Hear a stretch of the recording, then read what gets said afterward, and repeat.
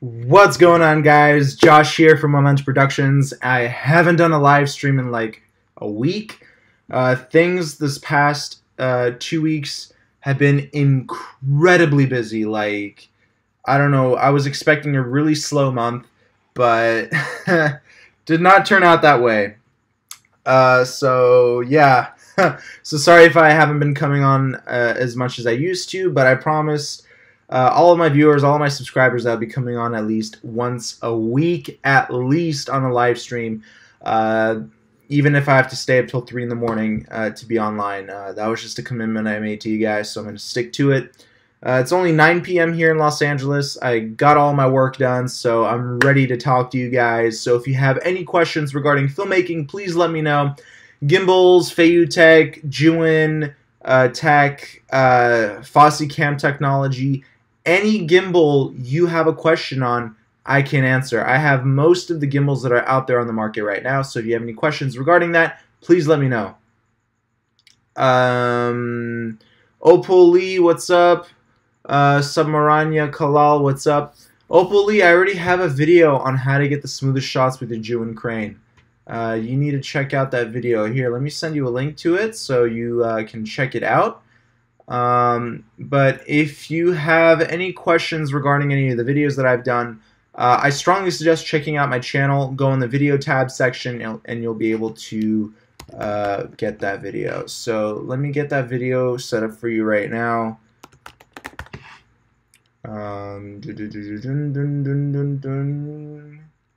Here it is. Okay, so this video has 32,000 views. It's pretty good. I released it, I think, 2-3 months ago, and a lot of people found it helpful. So I hope you can find it helpful too. So Opal, you said you've seen it before, so you already answered your own question, my friend. So you already know how to get smooth shots with your Juin crane. Another video that I need to do is my PID settings for the Juin crane. So I'm going to open up the application. I'm going to show you guys exactly what settings I use with my Juin crane. I'll tell you right now, it's all default, but I did have some issues using the default settings on the Juin crane. Just some jerky movements in there. So I'm going to play around with those settings, see if I can get smoother movements out of there, and I will let you know how that goes. Jacob Davis is asking, also have a few questions. Oh, okay, Jacob already asked a question. So I'm having a problem with my glide cam and how the camera leads first. So Jacob, let me ask you a question. Did you watch all of my glide cam videos? I have like, I think over 40 videos on glide cam. I have videos on how to fix swaying issues, on how to properly balance with zoom lenses. All of those videos, even though they don't have the title to your problem, they will answer your questions. So you're telling me that your camera leans forward, right? Well, right off the bat, I can tell you that your glide cam isn't properly balanced. If your camera's leaning forward, that means you have way too much weight in the front. So you got to back up the camera. Back up the camera and level that weight out. Jacob Davis says, also have a few questions on how to get the best quality with my Sony a6500 in low light, if you have any extra tips. So I don't have the Sony a6500. The closest camera I have to that is the Sony a7S, and even that camera is pretty far off from that camera, from the a6500. So my best bet to you, don't go for a cropped sensor camera. I think that camera is good up to about 2000 ISO. Don't go above 2000, otherwise you're going to get some artifacting, some noise in there. So remember to keep the aperture at its highest, or lowest number. So if it's a 1.8, keep it at a 1.8. Aperture as wide open as you can. Okay, keep that in mind.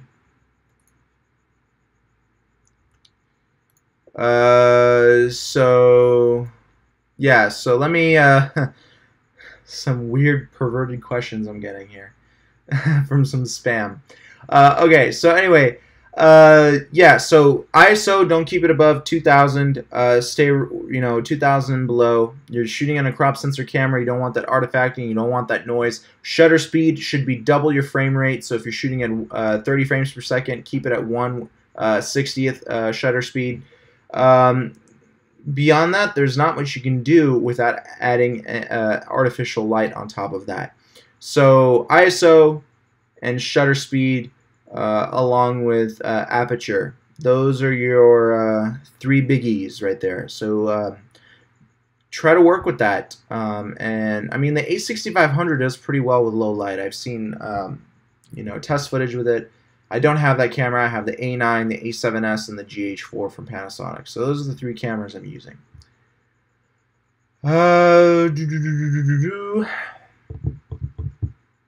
Okay. Recently, I'm shooting a B-roll of a farm like hundreds of goats. Any suggestions for the best possible video, like picture profile? So let me know what camera you're shooting on, and I'll answer that question. Albert Weiss, what do you suggest for good audio quality? So honestly, I never shoot audio without using my Zoom H6 recorder. So I always strongly suggest feeding your microphones through a recorder through some sort of preamp that can clean up the audio, clean up the noise. But at times when I'm shooting with clients that are like really on-the-go clients, like workout clients, like Rob Rich is one of my biggest fitness clients, sometimes I can't have a recorder on me at all times, so I just mount the best microphone I have, the best lavalier microphone I have. I mount it on him and I mount it on the camera. And the best lav I have is the Rode Link lavalier kit. However, I did just get a brand new lavalier kit from Filmmaker to review. This is a really interesting Filmmaker kit. I already have 2 other Filmmaker microphones, another lavalier kit from them. It was decent audio quality. This one is a little bit more higher up. It's higher production quality, but what's really unique about this mic set is that it has 2 transmitters and 1 receiver, so you can mic up 2 people and only use 1 receiver, which I think is great. Let me give you a quick look at what these mics look like. I haven't reviewed them yet, but so far they look fantastic. They have a beautiful, let's see if I can turn this on for you. So this is the receiver. When I turn it on, it has a beautiful LCD display that tells you everything. It's 96 channels. It's a lot of channels here. And it's a aluminum body, just like the Sennheiser G3. So really nice quality. You have the 2, you have an output signal here, and then you have a headphone output signal here. So I mean, the packs are professional. What I'm worried about now is if the mics are exactly the same as my other Filmmaker lavalier kit, where the mics weren't that great. However, I will try and hook up the Rode Link mic to it, see if the audio does get better. I'm going to also try and hook up my Sennheiser G3 microphone to it, see if the sound gets better. But the range on these is over 300 feet. That's incredible. And, I mean, it's a metal enclosure. I mean, and for $389, you're basically getting 2 microphones for $389. That's a steal, in my opinion. And it comes with this awesome hard shell case right here. So stay tuned for my review on that. I mean, it's fantastic. It's a professional kit. Just the body itself, it just looks extremely professional. And it comes with the wind muff and all that stuff. So stay tuned for that review video because it's coming in about a week. Alright, I start shooting for it in a few days, so please stay tuned for that. And there's just a bunch of goodies in the case that comes with the mic. So yeah, audio quality is a must, definitely. Okay, Jacob Davis is asking, I watched a few of your GlideCam videos, and maybe my GlideCam isn't the best quality, but the camera is leveled properly, but the camera leads the bottom once I move the GlideCam from side to side. So it looks like you're having swaying issues. Did you watch my video on how to fix swaying issues with the GlideCam? Let me know. Opal Lee is asking about Jew and Crane. If I use extra handle, it's going to be better than without it. If you're talking about the dual handles, I do believe so. I have the Guts and Moswa Air, and I get better stability using the dual handle system than the single handle system, because you have to look at it from like a biological point of view. When you're using one hand, you're using one shoulder, and you have the more of a tendency to go up and down with your shoulder. When you're using two hands, it's a little tougher for both of your shoulders to go up individually. So that's going to allow you to get smoother and less vibration in your footage. You're not going to see as much up and down movements. And overall, you're going to be able to hold the stabilizer for a longer period of time because they're evenly distributing the amount of weight between the two hands. So keep that in mind. Those are really important key factors there. Samarina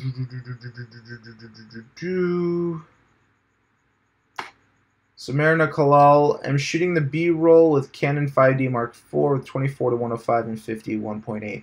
So Subramanya, I hope I'm pronouncing your name right, is asking about shooting B-roll footage on a farm with hundreds of goats, and you want to get the best quality possible.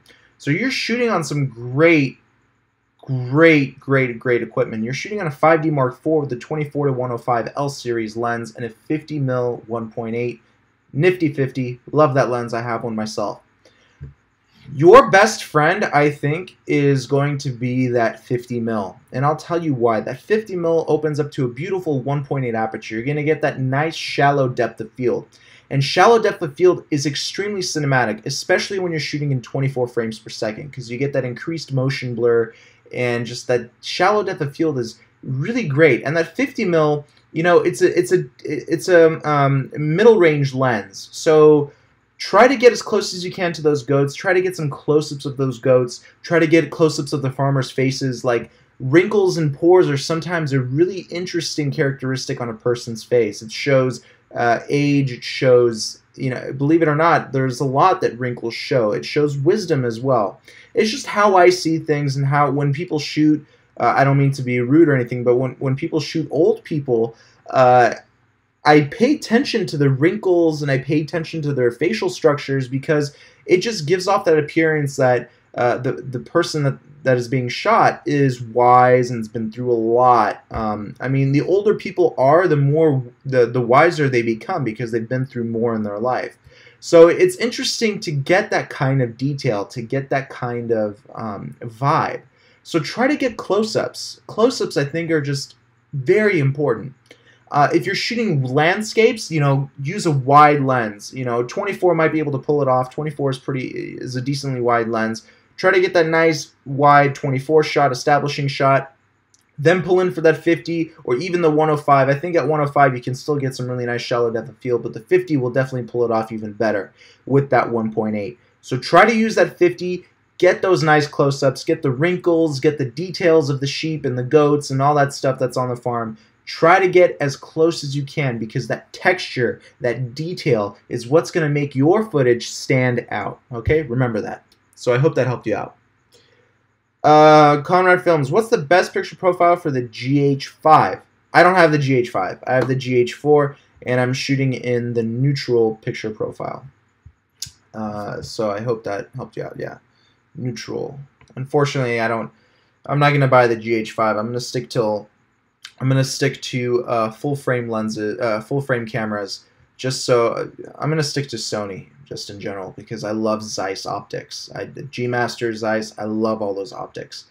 If only Canon kept doing video stuff for their DSLRs, I would have still been with Canon. But Sony, just for me, is the future. So I'm saying goodbye to Panasonic. Eventually I will be selling my GH4. It's just collecting dust right now, so eventually I'll be selling it. Subramanya, thank you so much. MD shooting with the Mavic Pro. Any tips? So let me know if you're shooting the Mavic Pro at the farm. I think, is that the kind of tips that you want me to answer? The Mavic Pro is going to get you some beautiful establishing shots. So I strongly suggest that you check out some of my Mavic Pro videos, because I talk about different shooting techniques, you know, pull-aways, push-ins, those 360-degree inverted spins with the decline and increase in altitude. I mean, that's all very artistic. And I also teach you how to incorporate pans and tilts into your flying and into the drone itself, and that's going to give you some of that nice depth, that nice dynamic footage that you've always been wanting. So keep watching my Mavic Pro videos. If you forget how to do a certain shot, I shoot my hands controlling and all that good stuff. Eventually, I will be coming out with some new Mavic Pro videos. I'm awaiting actually 2 new Mavic Pro accessories that are going to be pretty interesting to review. So stay tuned for that. Okay.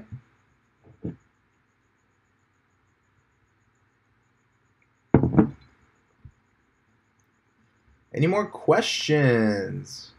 Very good, guys. I'm impressed. By the way, if you find the content on my channel be useful for you, please either send me a super chat, make a donation to this channel. You know, that little $ icon will allow me to get a little donation, and all that money goes towards the channel itself, buying new equipment to review, all that other good stuff. And if not, if you don't want to donate, please at least share this channel with your friends, family, or anyone you know that's interested in filmmaking. Trying to get my subscriber rate back up, so if you could please help me out with that, that would be fantastic. There was some weird thing happening to the YouTube algorithm lately, and just really meddled with my channel. So if you could help out, share the content, I would be ever so grateful to you. Thank you. Opal Lee, what do you think about the Fuji XT2 for video shooting? So I've seen a few people post videos about the Fuji XT2. I don't know the specifics on the settings or the specs on that camera. I haven't really been following Fuji, but everything that I've seen was very good. The Fuji, no complaints. I think it shoots very good video. It probably looks even better on Vimeo. Everything that I've seen was on YouTube. So yeah, if you want to see real test footage on cameras, go to Vimeo. Don't go to YouTube, because YouTube compresses everything extremely. Vimeo is also compressed, but not as much. So if you want to check out some really good test footage, always check out Vimeo before making your purchasing decision. Subramanya Kalal says, thanks a lot. I'll give my best on the B-roll. Awesome, man. Good luck with that. That's awesome. Good for you. Alright, what else do we have to talk about here? So the last couple days, I'll tell you what I've been working on. I've been shooting with Rob Riches, Vern Troyer. I've been shooting for some smaller clients as well. I was shooting for school, a promo shoot for a school. And I've been using my Gutsen Moswa gimbal lately, simply because it has the accessory arm, the accessory mount, the dual arms, and great battery life, and the tabletop tripod is very good and sturdy. So I've been using that gimbal a lot lately, more than my KMTV Argo, Ju & Crane, or even the Feiyutech A2000, simply because I have everything that I need on the Gutsen Moswa. It has the dual handle system, you know, it has the accessory mount. So the Feiyutech is also an incredible gimbal. It just doesn't come with those accessories. You have to buy them separately. I don't have those accessories, otherwise I'd use the Feiyutech as well. But yeah, so just wanted to update you on some of the projects I'm working on. I'm shooting a really cool car video on Monday. I'm probably going to be using, again, the Gutsen Moswa. I'm going to be using probably the Juin Smooth Q, because Rob Riches, who I'm going to be shooting with, is going to be live streaming. I'm going to lend him the gimbal for that. And yeah, so I've been using the newer LED panels as well for lighting. And those lights came out so good. Like, they produce such great image quality, 95 color rendering index. That's fantastic. So if you guys are looking for some new LED lighting kits, check out Neewer. All right, cool. I'll answer one more question, then I'm going to sign off. But please remember to share this content. I really want everybody to know about this channel. Trying to share as much knowledge as I can with you guys. I'm trying to be as transparent as I can with you guys. So please, please, please, please, please, please, please, please, please, please, please share this content with your friends and family and anybody interested in filmmaking. Conrad says, keep up the good work, man. You and Matt Johnson are my best YouTubers. Great tips for filmmaking. Oh, I love Matt Johnson. He's a cool guy. Yeah, if he's ever in LA, we're going to do a collab together. I'll reach out to him. I really appreciate that, Conrad Films. You're the man. Thank you so much. Thank you. Andre, best website or YouTube channel for Final Cut Pro or Adobe Premiere tutorials? So one of my favorite tutorial channels is King Tuts Pro. Check him out on YouTube. That's his channel name. So King Tuts Pro. King Tuts Pro. I think that's his channel name. Check him out. He does, they're short videos. Some are shorts, some are longer. They're excellent. The way he designed his tutorials are phenomenal. I'm trying to, eventually I will knock out some editing tutorials as well on this channel. I know that a lot of you have been asking me that lately, but I have another 5 more product reviews to shoot. Companies are reaching out to me like crazy this month and last month, so I have a lot of new equipment coming in to review, so please stay tuned for those videos, and then I will get back to doing tutorials. I'm sorry guys, but reviews are important, and you guys need to know what's coming out in the market in case you want to buy something that I'm reviewing. Yeah. Alright, any last minute questions, my friends? Ask me anything you want regarding filmmaking. I'll answer it for you. Let me know.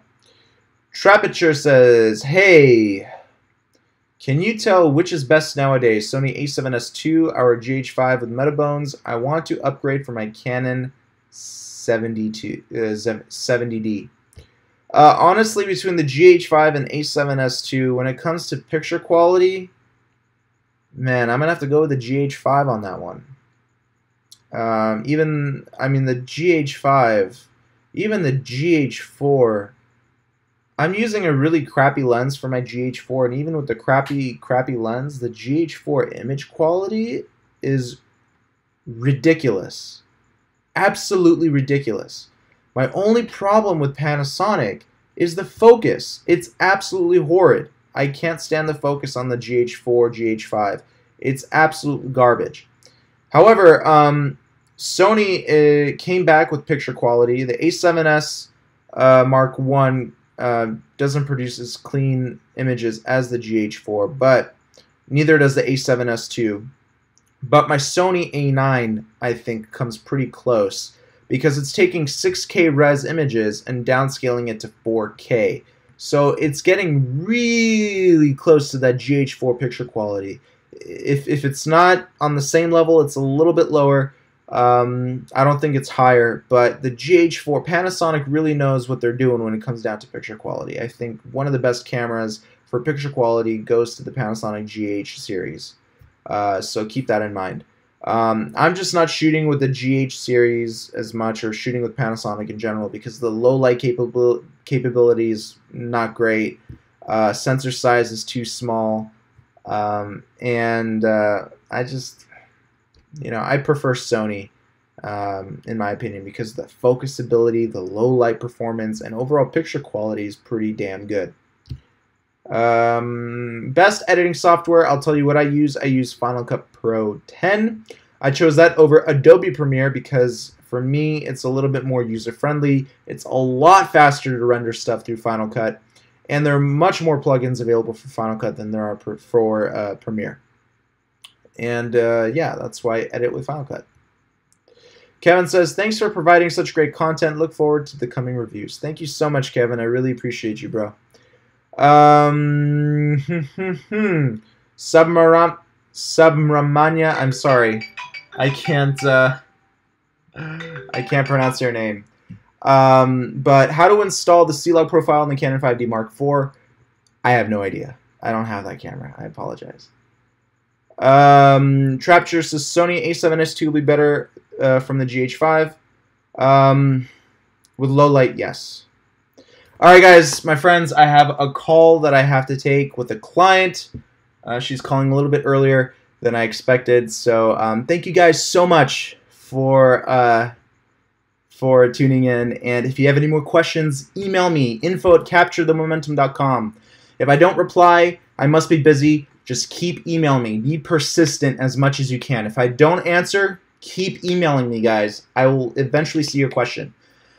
You can also, running out of breath here, you can also comment below, comment on this chat, and I'll reply to you, or someone else will reply to you with that same, that knowledge, okay? Thank you guys. I love you all so much, and please remember to share this content with your friends, and I can't wait to show you what new equipment I'm getting. That way, you can decide whether or not it's good enough for your needs. All right, guys, take care. Bye-bye.